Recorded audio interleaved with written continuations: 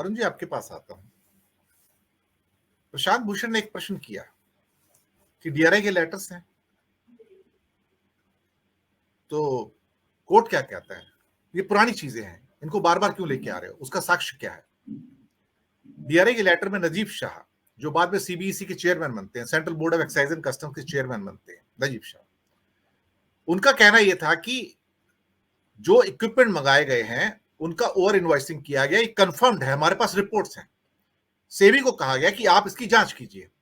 सेबी ने कुछ नहीं किया, क्योंकि तब तक सरकार दूसरी बदल चुकी थी, मनमोहन सिंह की सरकार जा चुकी थी। उस समय जो सेबी के चेयरमैन थे वो आज एनडीटीवी के डायरेक्टर हैं।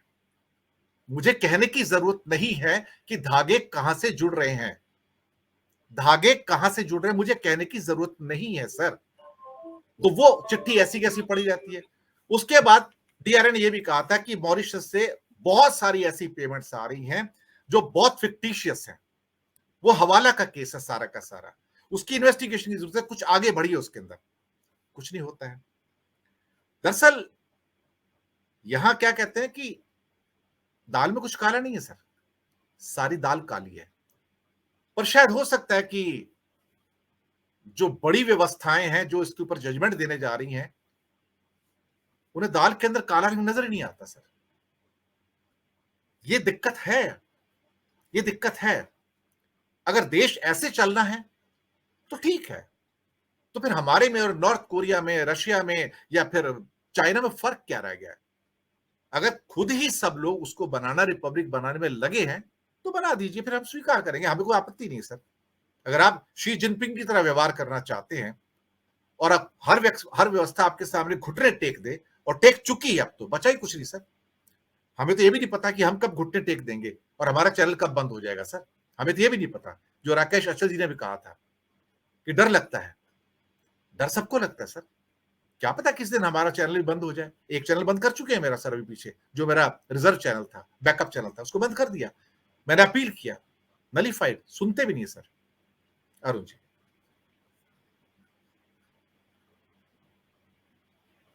अनम्यूट कर लीजिए। जी, बहुत सारी बातें अभी कही गई हैं और विद्वान लोग हैं जिन्होंने इसको काफी केस को स्टडी भी किया है, जिनका ट्रैक भी है, और आपने अभी अंदरूनी रिश्तों के बारे में बात भी की है। सर, मेरा मानना यह है जो आज का युग है वो शायद ऐसा है कि वो चढ़ते सूरज को सलाम करता है, पहली बात।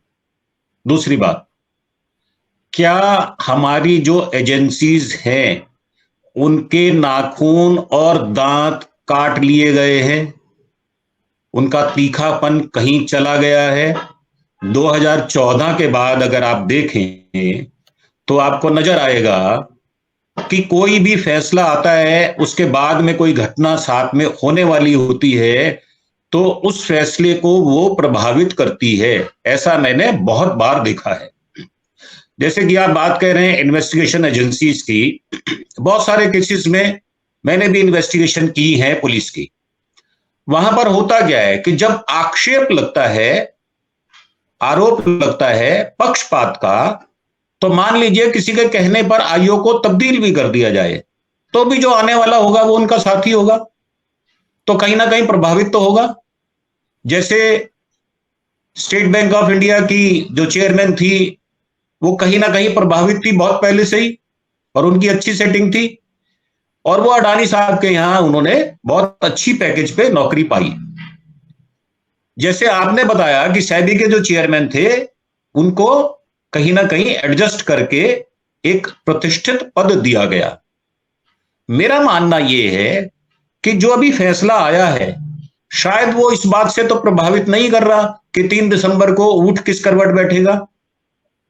5 राज्यों के जो चुनाव हैं, अगर मान लीजिए मोदी जी 5 राज्यों को गवा देते हैं और उनके जो फैसले अगर कड़े होंगे, और अगर नहीं गवाते तो उनके फैसले अगर कड़े नहीं होते, तो वो अपना बचाव खुद, जो फैसले देने वाले हैं या जो न्याय करने वाले लोग हैं, वो खुद ही दबाव के अंदर है। और मैं आपकी बात पे किसी हद तक सहमत भी हूं कि ये प्रभाव यत्र तत्र सर्वत्र नजर भी आता है, ये देखा भी गया है। अंदरूनी रिश्ते जो आम आदमियों को पता नहीं चलते कि कौन किसका जीजा है, कौन किसका साला है, कौन किसका चाचा है, कौन किसका भाई है, ये तो कभी पता सामने आता ही नहीं है। कभी भी इन रिश्तों का खुलासा कभी भी प्रेस नहीं करती, कभी भी रिपोर्टर्स नहीं करते। ये तो बात जब कहीं अटक जाती है, अभी जैसे कल का ही फैसला एक आया है, राजस्थान के हाई कोर्ट ने ईडी को उसका सम्मन नलिफाई कर दिया है। तो बहुत सारी चीजें मैं समझता हूं कि जो सिस्टम का हिस्सा होते हैं जो लोग, वो कहीं ना कहीं प्रभावित होते हैं सत्ता के साथ। सत्ता से उनके तार अनचाहे जुड़े रहते हैं, इसमें कोई दो राय नहीं है, मैं इस बात को हामी करता हूं। और उसका प्रभाव जब देश की घटनाओं के प्रति जब संलग्न हो जाता है तो ये फैसले बदले जाते हैं। जैसे आपने गगोई साहब का उदाहरण दिया, ऐसे बहुत सारे उदाहरण हैं देश में।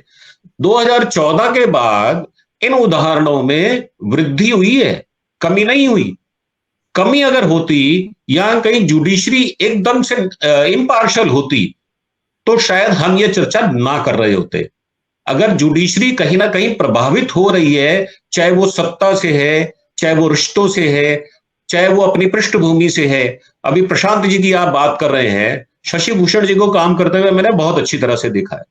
वो भी बहुत अच्छे, बहुत शानदार वकील रहे थे। प्राणलाल लेखी साहब का भी मैं नाम लेना चाहूंगा इस विषय में। आप उनको देखें, उनकी बेटी को देखें, दोनों में कितना भेद है। तो सर मेरा मानना यह है कि जब तक सत्ता के गलियारों में न्यायपालिका भटकती रहेगी तब तक ये बातें होंगी, इसको कोई नहीं रोक पाएगा। और जो आपकी आशंका है वो निराधार नहीं है, उसमें कोई ना कोई आधार है, मैं उसको मानता हूं। और ये आधार जो आप व्यक्त करते हैं, ये कहीं ना कहीं से आपको भी ऐसा कोई क्लू मिलता है जहां पर यह प्रभाव लक्षित होता है। वो चाहे राज्यसभा की मेंबरशिप हो, चाहे गवर्नर का पद हो, चाहे वो कोई भी आदमी जो निचले पद पर हो और उसको क्रॉस करके, ओवर रूल करके किसी ऊंचे पद पर बिठा दिया जाए, ये सब बातें होती हैं। क्योंकि ये इश्यू जो है वो सेंसिटिव है और सभी लोग, हम सब 5 लोग यहां बैठे हैं, हम भी प्रभावित हैं कहीं ना कहीं, न्याय प्रक्रिया से भी हैं, और जो हमारे ऊपर जो न्याय को मानने का डंडा है वो भी काफी तगड़ा है। और हम तो हर फैसले को सिर माथे पर लेते हैं, चाहे वो उच्च न्यायालय का हो, चाहे वो उच्चतम न्यायालय का हो। तो मेरा मानना यह है कि ये सारी बातें तब तक खत्म नहीं होंगी जब तक राजा खुद इम्पार्शल नहीं होगा। जब इम्पार्शल होगा, जब ये बातें प्रभावित नहीं होंगी। और उसका कहीं, और एक चीज मैं लास्ट पॉइंट और कहना चाहता हूं कि जो फाइनेंशियल क्राइम है सर, मैंने बहुत पहले से देखा है। 76 में जब इमरजेंसी लगी थी तो मुझे जेल जाने का मौका मिला था, मैं 8 महीने जेल रहा था। तो वहां पे एक ऐसा व्यक्ति मुझे मिला जो ये कह रहा था कि साहब मैंने इनकम टैक्स नहीं दिया और मुझे 3 महीने की सजा हो गई, तो मैं इतने लाख रुपए भरने के बजाय 3 महीने की सजा ना भुगत लूं, इतने पैसे तो मैं 3 महीने में नहीं कमा पाऊंगा और उसके बाद मैं मुक्त भी हो जाऊंगा उस आरोप से। तो सर ये बातें, जहां फाइनेंशियल क्राइम आता है वहां पर हम इन मापदंडों से मुक्त हो जाते हैं, कारण हमारा भविष्य उसमें छिपा हुआ होता है। हमें जो सर्वाइवल होता है उसको फिटनेस करना है, इसलिए हम फाइनेंशियल क्राइम को उतना सीरियसली लेते नहीं है। ये भारत देश है जो कि पहले गरीबी से अब मध्यम उसमें आया है, अब इसकी समृद्धि बढ़नी शुरू हुई है। अभी भी लोग 85 करोड़ लोग अभी भी राशन जो है 5 वर्ष के लिए ले रहे हैं मोदी जी की पॉलिसी के अनुसार।